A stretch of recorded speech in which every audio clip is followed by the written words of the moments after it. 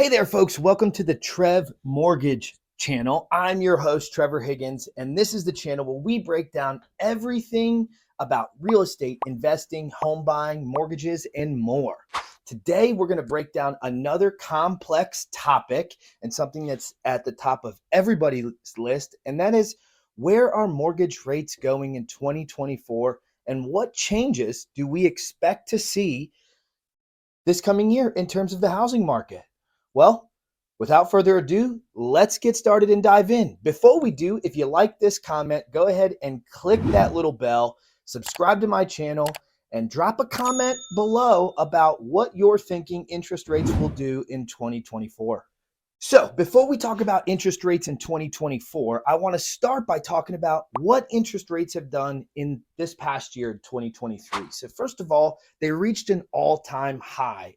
Maybe not all time, but the highest we've seen in a long time. That's over 8% for your standard conventional loan. And a lot of factors came into play in terms of interest rates. The Fed rate, obviously, being one of them. We just did a video about the Fed rate, so make sure you go back and check that one out. We had the economy, inflation. A lot of factors came into play on why interest rates went up so quickly. But the good news is they have been steadily coming down for about the past 30 days. So that is great. All of these factors, of course, as far as economic factors, inflation, home sales, consumer price confidence, personal consumption, expenditure, a lot of these economic reports are going to continue to drive interest rates. And that is part of what we're going to talk about today, along with, we'll mention a little bit about the Fed's policy. But again, I just did a video on the Feds and what that's all about, their influence on interest rates. So make sure to check that out and hit the like button. Now, let's talk about the current economic landscape of 2024. First of all, we're seeing inflation come down, and this is seen through two different reports: personal consumption expenditure report and consumer price index report. Now, the Feds focus on what we call the core report, and that is stripping out food and energy prices. And why do they do that? They like that measure because their monetary policy, or what they can influence, can't influence what happens overseas with fuel or overseas with food. So they don't like to look at those things because their policy cannot affect that. So we're seeing inflation come down, which is great news. Great news for mortgage rates. Again, mortgage rates do not like inflation. But another big report we have a lot of eyes on is the jobs report.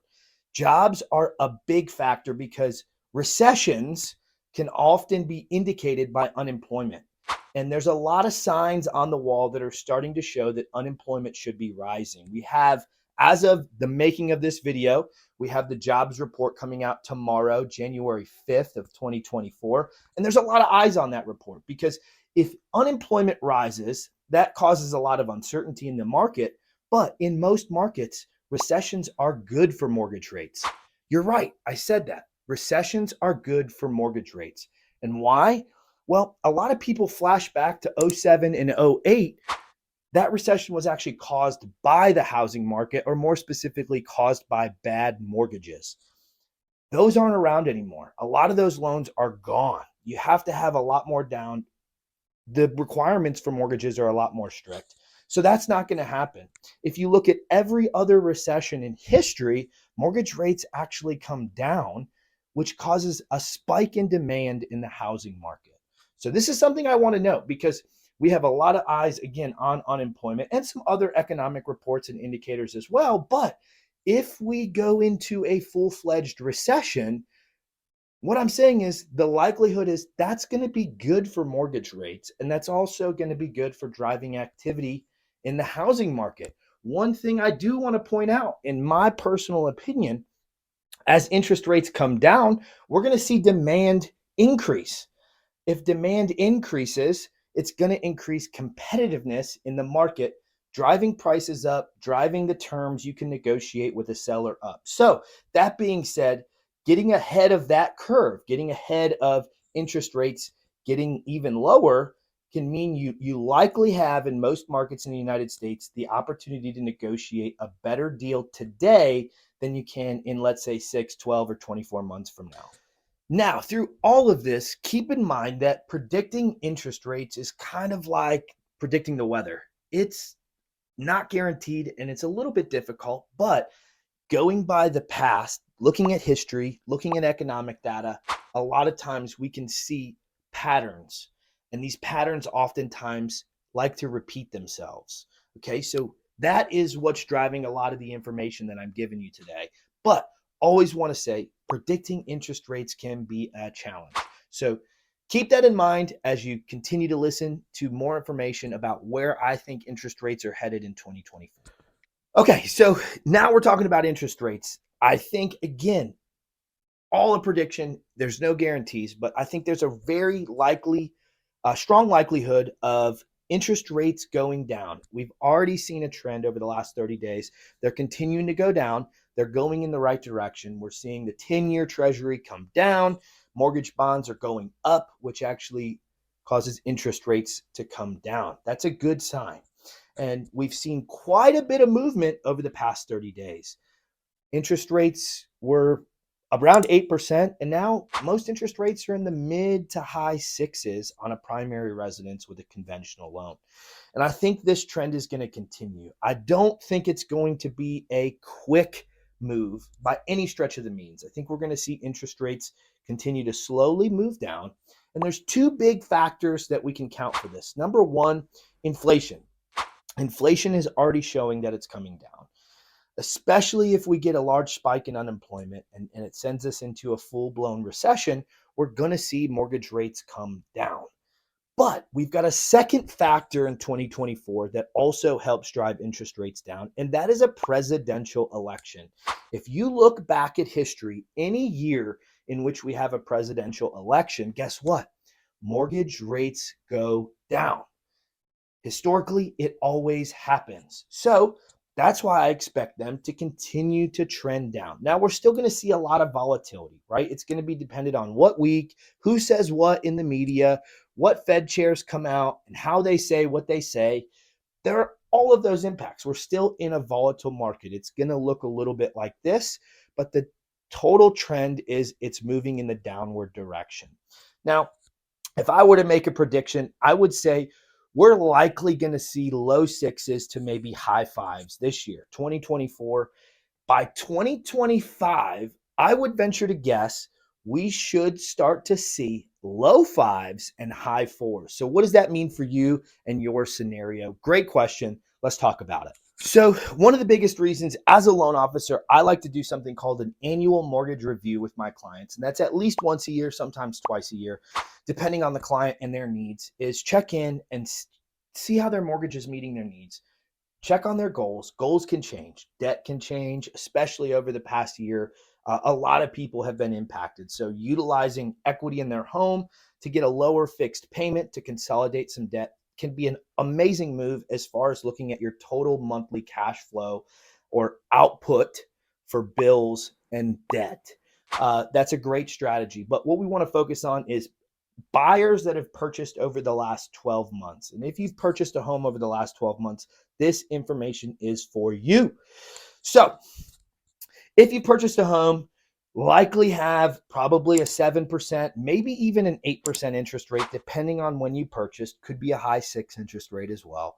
But depends on when you purchase. What you want to look for is what is your break even on a refinance? Now, I know a lot of companies have come out and said, hey, listen, we're going to cover the cost of your refinance. But let me come in and tell you, while we're doing that for our clients, and we are, in fact, waiving our fee, there is no such thing as a free refinance. Let me say that again. There is no such thing as a free refinance. There are costs associated with the attorney work or title work. There are costs associated with originating that mortgage. There are state and recording fees, local fees. There are fees involved. So what happens when you get this free refinance? Well, I'm going to tell you. You can do two things when you get a mortgage. You can pay me as the lender for a lower interest rate, or B, I can pay you to take a higher interest rate. And this is exactly what's happening in a free refinance. You're simply just taking a little bit of a higher interest rate than I can offer you if you were to pay the closing cost or roll them into the loan than you would, so I can give you a credit to cover your closing costs. Now, I think this might be a great strategy depending on your loan size and, again, depending on your financial objectives, how long you want to hold the house. There are a lot more factors that we look at when we're going through this annual mortgage checkup with our clients. But I think there's a lot of times in which it can make sense to actually refinance twice. Let me explain. First one would be looking for a savings of, $200-$300 a month, maybe more, maybe less, depending on the size of the loan. And again, your financial goals. But we're looking for a significant savings in which you can have a little bit of a higher rate than market rate. So you don't have any closing costs. We call that free refinance, if you will. This is going to save you a couple of dollars. And doing that this year, I think, is a good plan. Reason being is I think interest rates will continue to go down. So there's no point in going all the way to the lowest rate you can right now if they're going to go lower.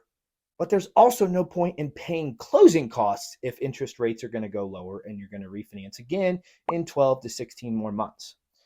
So once interest rates hit that bottom, let's say high fours, then you would refinance again. And that would be the time where you cover the closing cost. Maybe even it would make sense to buy down a point or two, again, depending on your financial scenario. But that is the reason I think some people, depending on the size of your loan, it may make sense to actually refinance 2 times instead of just focusing on refinancing once. So as far as your scenario, let's say you purchased a home in 2023, maybe the end of 2022, you've got a high 6, maybe 7, maybe even 8% interest rate, and you want to know what is the right time to refinance for me. Well, here's the reality. Number one, a lot of companies out there are advertising a free refinance. So let me come out and say, while I am advertising a no-cost refinance from a lender fee perspective, there is no such thing as a free refinance.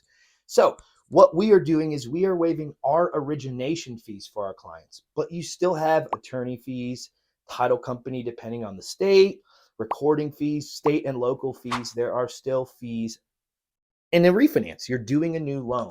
So there are going to be fees associated with it.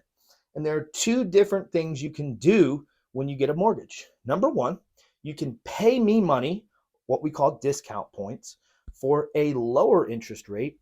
Or number 2, I can pay you money in order to take a little bit of a higher interest rate. And so that is where this free refinance is coming from. It's built into the rate. And I think that's actually going to be a good thing for some people based on their financial scenario in 2024. And let me explain. The reason I think that's going to be a good thing is because interest rates are going to slowly come down, right? We just talked about that. So if you can save $200 or $300 a month, let's say by May or June, great. You refinance and you allow me to cover all your closing costs. So you might not be getting the absolute lowest rate, slightly higher, but you're still saving $200 to $300 a month. Then when interest rates hit their low, likely going to be in 2025, where we start to see hopefully the high 4s, low 5s, maybe even mid 4s if we get lucky. We're going to start to see those we're going to start to see those lower interest rates. And that's the time in which you do a second refinance to get to the lowest rate possible, in which it would make sense for you to pay your closing costs. I think this is a great strategy for the right person. It's not going to make sense for everybody. It's really based on your financial goals, your financial picture, size of your loan, and the type of loan product that you're in. This is why it's pivotal to make sure you have an experienced loan officer that can understand and go through all the scenarios, all the options to find what's going to make the most sense for you. And if you'd like an annual mortgage checkup, please give me a call. Reach out. My information is in my bio on this channel. Feel free to reach out, give me a call, shoot me a text or an email. send me a carrier pigeon, whatever way you want to communicate, reach out and let me go through your scenario. Let's talk about some options and see what would make the most sense for you. Now, all of that being said, I want to hear from you. So drop a comment below in where you think interest rates are going to end up by the end of 2024. Okay, folks, that is a wrap. That is a basic idea of where I think interest rates are going to go as we go through 2024 and the year kicks off. Obviously, there are a lot of factors that could influence mortgage rates, global policies, global events, conflicts, inflation, a presidential election. So it's unpredictable and it's so hard to guarantee. But overall, I think we're going to continue to see interest rates step down slowly. That being said, if you really enjoyed this video, if you've got something out of it, make sure you hit that like button. Subscribe to my channel for more information about real estate, investing in real estate, buying homes, mortgage rates, and more. Check back next week as we put out a new video every single week, and I hope you guys make it a great 2024.